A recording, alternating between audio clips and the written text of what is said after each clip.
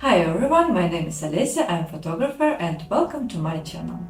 Today I'll tell you about the specifics of the photo shoot with flower and how to make such photos.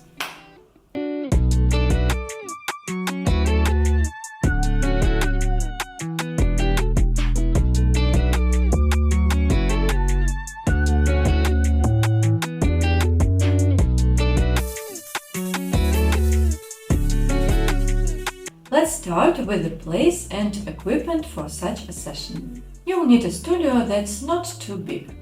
We did this photo shoot in a room of 30 square meters. There is a nuance to consider.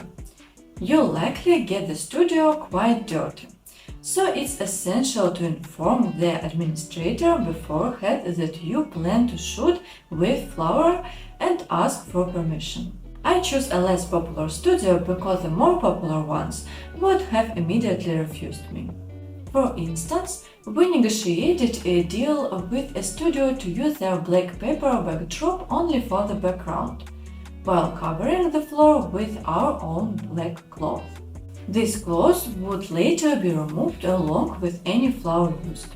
We also committed to cleaning the studio ourselves. The owner consented to this arrangement. Note that you may need to visit multiple studios or incur additional cleaning fees.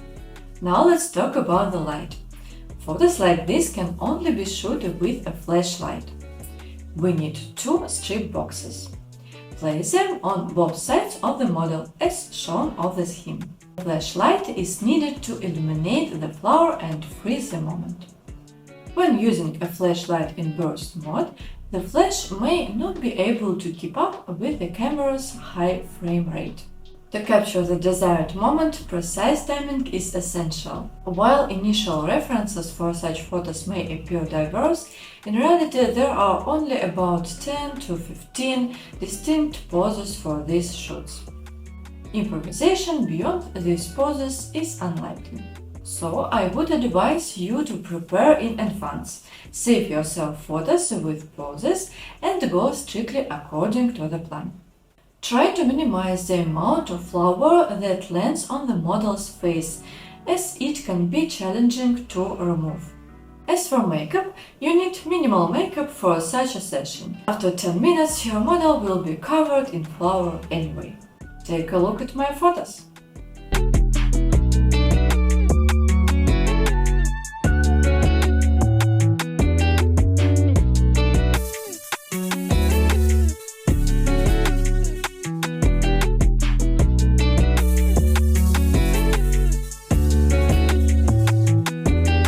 For this session, I also worked with a dancer. We planned her poses in advance, which allowed us to capture some dynamic shoots mid-jump.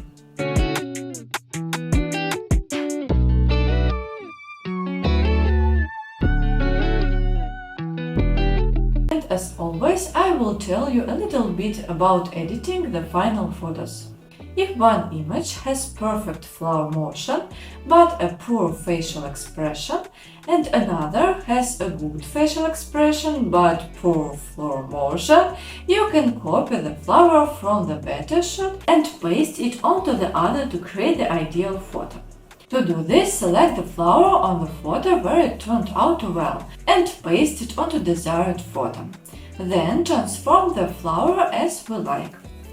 And to the layer with flower, we apply the blend mode screen.